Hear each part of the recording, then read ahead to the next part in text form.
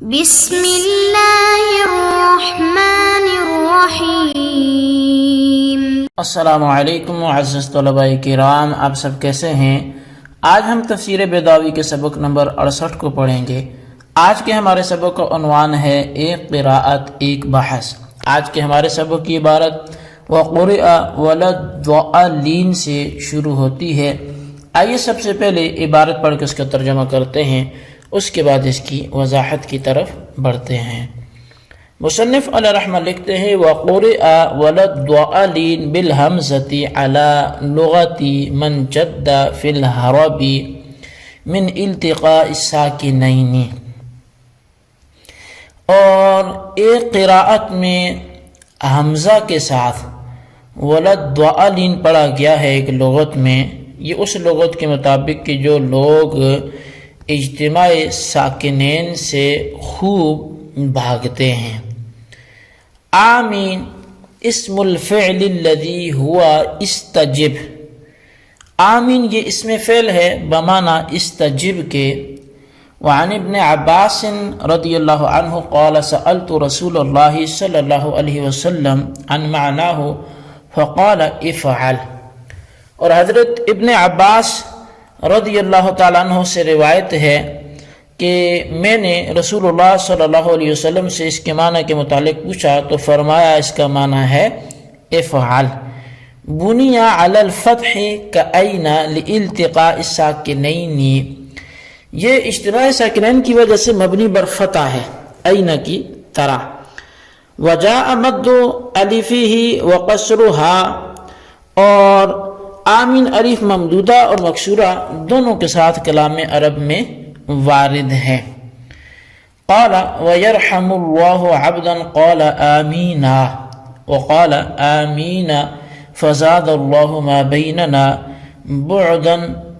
اور الف ممدودہ میں شاعر کا قول یہ ہے کہ ويرحم الله عبدا قال آمین، کہ اللہ اس بندے پہ رحم فرمائے جو آمین کہے، جو اپنی دعا کے بعد آمین کہے، اللہ تعالیٰ اس پر رحم فرمائے۔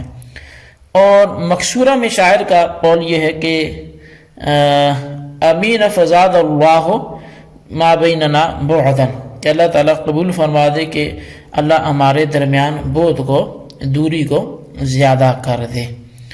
تو جی طلبہ کرام، یہ تھی ہمارے آج کے سبق کی عبارت اور اس کا ترجمہ۔ آئیے اب اس کی وضاحت کی طرف بڑھتے ہیں۔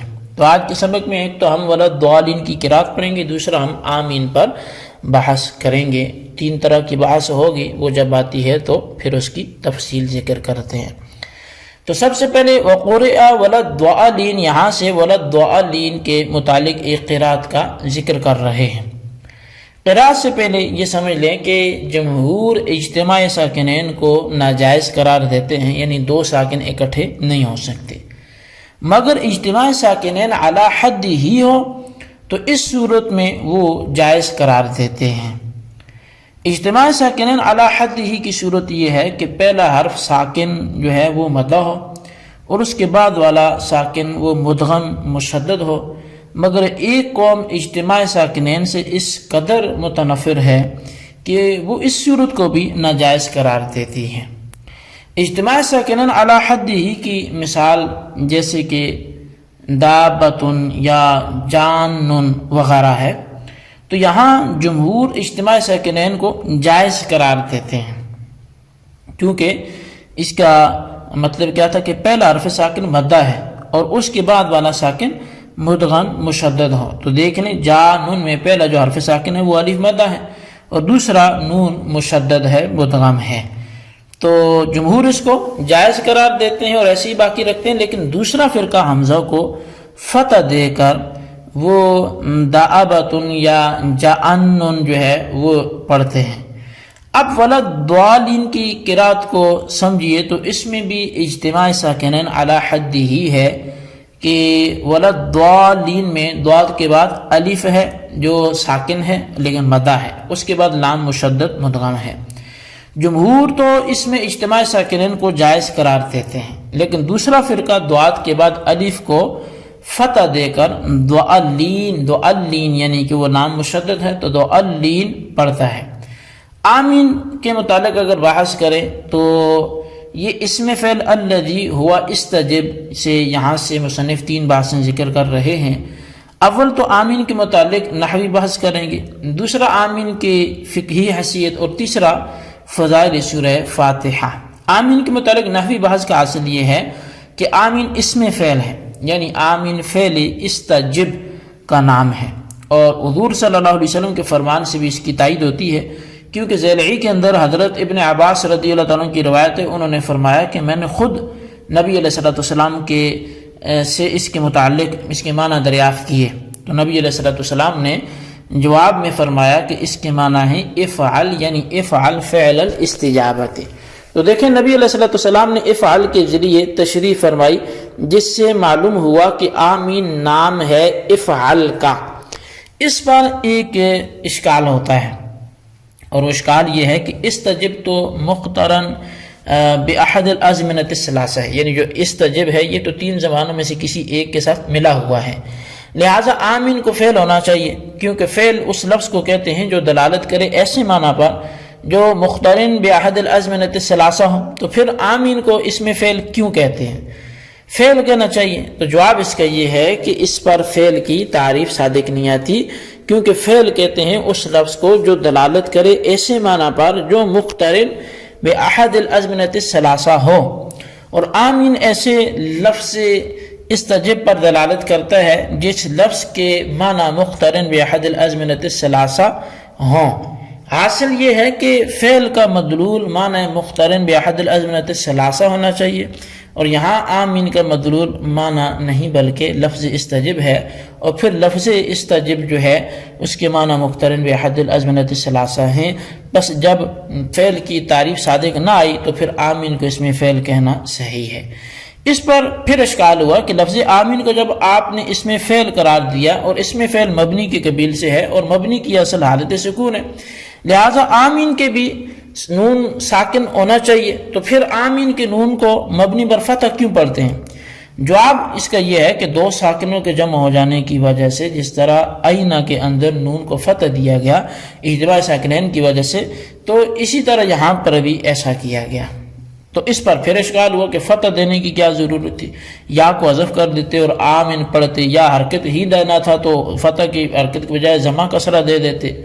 تو پہلی بات کا جواب تو یہ ہے کہ اگر یا کو حذف کر کے آمین پڑھتے تو یہ مصدر ایمان کے فعل امر کے ساتھ التباس ہو جاتا، اس لیے یا کو حذف نہیں کیا، اور نون کو ضمہ اور کسرہ اس لیے نہیں دیا کہ یا کے بعد ضمہ یا کسرہ ثقیل ہے، اور اس سے بچنے کے لیے ایسا کیا گیا۔ لفظ آمین کے حمزہ کو بعض لوگوں نے ممدود پڑھا اور بعض لوگوں نے مکسور پڑھا ہے۔ ممدود پڑھنے کی صورت میں تو آمین ہی رہے گا، اور مکسور پڑھنے کی صورت میں امین ہوگا، مگر یہ واضح رہے کہ دونوں صورتوں میں وزن فعیل ہی رہے گا۔ بس ممدود ہونے کی جو صورت ہے اس میں الف اشباع کو، اگر ممدود ہونے کی استشاعات پر مجنون ابن ملوح کے جو ہے وہ شعر پیش کیا ہے کہ وَيَرْحَمُ اللَّهُ عَبْدًا قَالَ آمِينَ، اس میں آمین ممدود استعمال ہوا ہے، آخر کا الف بھی اس میں اشباع کا ہی ہے۔ یہ شعر اپنے دن ایک واقعہ رکھتا ہے، اور وہ واقعہ یہ ہے کہ جب مجنون کے دل میں لیلا کی محبت بہت زیادہ ہو گئی، اور اس کی محبت میں غرق ہو کر حیران و پریشان ہو کے مارا مارا پھرنے لگا، تو اس کے بعد ملوح کو بہت زیادہ فکر ہوئی، تو لوگوں نے اس کو یہ مشورہ دیا کہ اس مجنون کو کعبۃ اللہ شریف کی زیارت کرائیے، اور اس کا باپ چنانچہ باپ مجنون کو لے گیا حج کے ارادے سے، اور مناسک حج دکھلائے، ادا کیے۔ مجنون سے کہا کہ کعبہ معظمہ کے پردوں سے چمٹ جا اور یہ دعا کر اللہم ارحمنی من لیلا وحبہا، کہ میرے خدا تو مجھ سے لیلا کی محبت کو زائل کر دے، مجھے راحت پہنچا۔ تو مجنون نے بجائے اس شعر کے کہنے کے والہانہ انداز میں یہ شعر پڑھا اللہم من علی بلیلا وقربہا، کہ اللہ تو مجھے لیلا کا قرب جو اس کا وصل ہے وہ عطا کر۔ تو یہ سنتی باپ نے پٹائی شروع کر دی کہ میں کس لیے لایا تھا اور تو کیا کہنے لگا۔ تو اس کے بعد پھر مجنون نے یہ شعر کہا کہ یا ربی لا تسلبنی حبہا ابدا ویرحم اللہ عبدا قال آمین، یعنی یہ خدا مجھ سے اس کی محبت کبھی بھی زائل نہ کر، اور اس میری دعا پر جو آمین کہے اس پر تو رحم فرما۔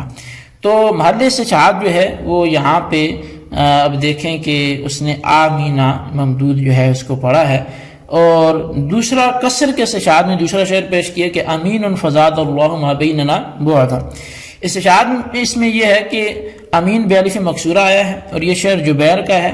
یہ شعر اس موقع پر کہا تھا کہ جب اس نے فتح نامی ایک شخص سے اس کی اونٹ کی درخواست کی تھی لیکن اس نے ان کے دینے سے انکار کر دیا تھا. تو اس وقت اس نے یہ شعر کہا تھا کہ تباعد عنی فتح اذ دعوتہ امین فزاد اللہ ما بیننا بعدا، یعنی فتح نے مجھ سے گریز کیا اور دوری ظاہر کی جبکہ میں نے اس کو اپنی حاجت کے لیے پکارا تھا، خدا کرے ہماری دوری جو ہے وہ اور بڑھتی جائے.